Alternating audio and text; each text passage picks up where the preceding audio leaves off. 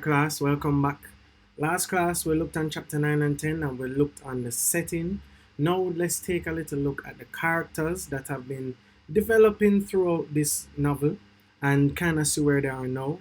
As usual, we're going to read over the summary of the chapters. Chapter 9. Toward the end of summer, Rami and Sonson built a shop. They reaped a bountiful crop of yams and that Sonson took to the city. He would be gone for 3 days. Rami was told to eat with the Hilchers. Sonson came back with goods that he had bought in the city and they organized a shop. They made handbills that advertised opening of the shop and delivered them to the villagers, who snickered and laughed. They had a crowd that night. Some bought and some simply satisfied their curiosity. The consensus from the crowd was that Jake had jacked up his prices. People tried to buy on credit. Others wanted the store to be expanded to have more room to hang out. But all of these requests were denied. Their clientele grew and Jake's morale was taking a beating. Sonson had a clearance sale where he did not lower prices. He in fact raised some, and people came in droves and bought the goods in the store. Sonson revealed that he did not get a great profit because he had sold the goods at almost cost in order to get buyers. Christmas was reflected in the river bottom shop in the form of many buyers, some of whom did it in secrecy, fearing Jake's wrath. Sonson had a diminished status, but he was respected. They made a lot of money on Christmas Eve, so they locked away their savings and made their way to the village. Sonson gave Rami money to buy a gift for Donnery, and he took Mrs. Hilcher for a nightcap in one of Jake's bars. Jake also went to the village and spotted Sonson in his bar. It was initially a tense encounter, but Sonson behaved like a gentleman and diffused the situation.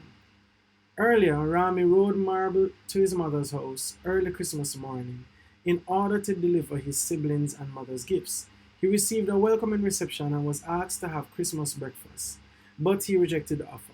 He went home and opened the presents with his father, and to their surprise, Debbie gave Sonson a gift. Rami and Sonson had Christmas dinner with the Hilchers. Betty gave Sonson permission to use her land to plant yam, and Arlene and Brad came to visit on New Year's Day. Reverend Ledbetter also visited Sonson and rebuffed him. Sonson reacted this way because Reverend was friendly when things were good for Sonson, but ignored him when he was in a bad situation. Now, the first quote that I wanted to kind of look on is Rami's response to even Jake or to Sonson's growth, right? No. Take that, Jake. He's just a hurter. I mean, he set out to break me. This is Sonson's quote, by the way. He set out to break me. This village and the business that goes with it is enough for the both of us. But he had to break me. Why should he contrive to marry my Debbie? Yes, why? That's triumph for you, son. I don't even think he loves her. He just had to do this to me. I can't understand why some people grow prosperous. When some people grow prosperous, they crush the others. They even feed on them. Rami, prosperous, they call themselves. Ambitious, I'll break that Jake though, Rami, I'll break him. Yes, Father, I said, please do. A wicked consensus, but a necessary one. So, Rami is understanding and agreeing that the consensus that they've come to might seem a little bit wicked, but it was necessary because he had to try to break Jake in order for Sonson to be successful. And then what is happening now is that they are seeing that Jake is not doing this because he loves Ma. Jake is doing this to break Sonson, so he has to hit back instead of staying hit down. Another quotation on characters, and this has to do with how people look on Sonson. They smiled at Father. They were happy for him. He had licked defeat, and that is something which people of all creeds respect. If you lie down and die, then people will be so happy to walk all over you or to kick you one. But stand up and heave, and they'll not only give you a hurrah, but a helping hand as well. I had a feeling that they were even overbuying from us. Now, what he's saying is that when it seemed as if people would have looked down on Sonson, now we're noticing that people are respecting the fact that Sonson is progressing in the face of defeat. The fact that Sonson is looking on defeat and saying, I'm going to beat you, people respected him for that. So the Sonson we saw in chapter 1 is not the same Sonson now. So this is full character growth. And we speak about setting. We notice in earlier chapters the people in that setting around him were looking down on him. And now that Sun Sun has become victorious and successful, the people are showing Sun Sun more respect. And that is why, from the first class, I've been saying it. The setting affects the characters, and the characters bring out the themes. And now we're noticing that where they are is changing based on the growth of this character. Now we're looking on how Donna reacts towards things. Donna's eyes nearly popped from her head. She blushed, a great 100-volt blush, but smiled, glancing at me, and just as quickly shifted her eyes somewhere else. Father and Mrs. Richard laughed, and I saw her touch his ribs with his elbow. Father had said it. My God, he said it. My girl Donna Ray. Putting his hand on Miss Richard's arm and tugging it, he said, "Come, Betty, we work hard tonight. I'll buy you a nightcap in one of Jake's bars." So, in terms of character analysis, what we're noticing is this friendship that was built from Sun Sun moving down to River Bottom has become a source of happiness for all. So even the theme of happiness and joy is coming out through these character relationships between Rami and Donna Ray and between Betty Hilcher and Sun Sun. And it is good to see that the story is moving towards it and is showing how these characters are actually growing in general. The last character comment, which isn't a quote from the book, is more of a commentary on what we're seeing, is the interaction between Sun Sun and Jake. What makes a good man? Does a good man show by being tough, by being harsh? If we're to look at what Jake has done, some people can say that Jake is a real man because he's competitive. But we can break down a few things about that competitiveness.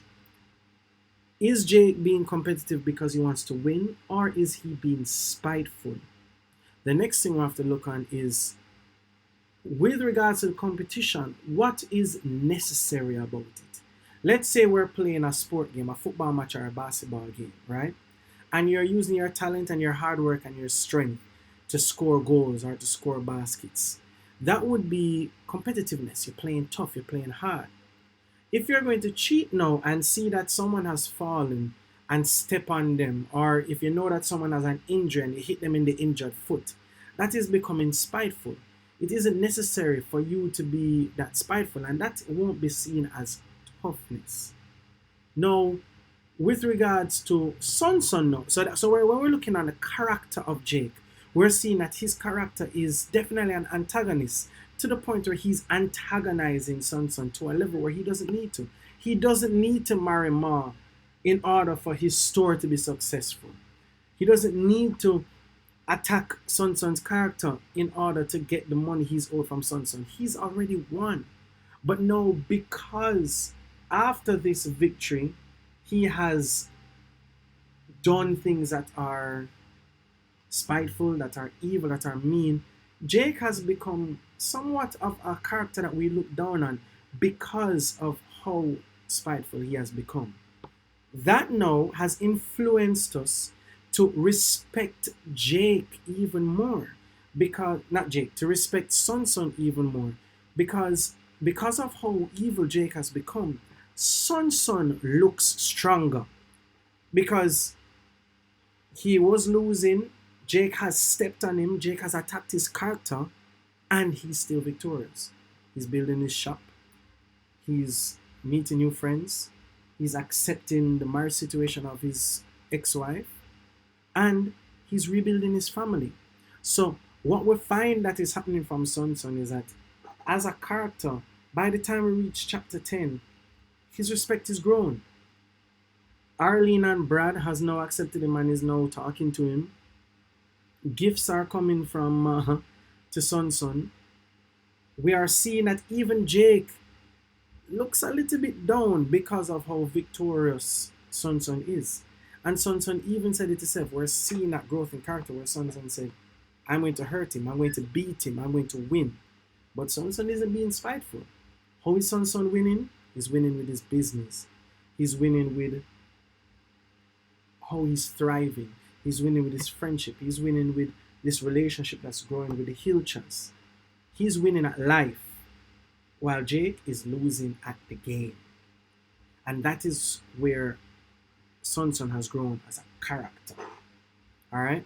Now, next class we're going to look on the themes, which is going to be the same recurring themes, but it's going to look on how the themes are shown in this chapter or in these chapters. And it's going to set us up nicely for chapter 11, which is the final chapter. All right. So stay safe, big up yourself. See you next class.